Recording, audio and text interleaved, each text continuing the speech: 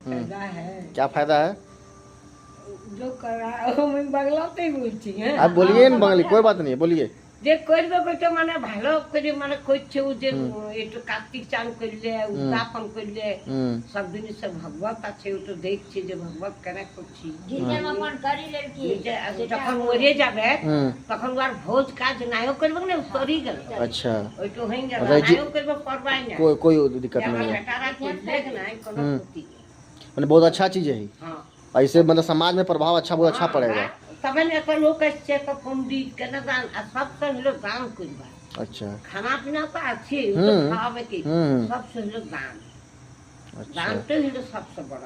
सबसे আমি এই নিয়ে 3 বার দেখলু উদ্যাপন এই একাদশী উদ্যাপন कार्तिक उद्यापन दान महादान। महादान খুবই একটু বললে কি হবে এটা সময় শুধু একাদশী করে লিছি আর এখানে আমি কিছু করি না তবে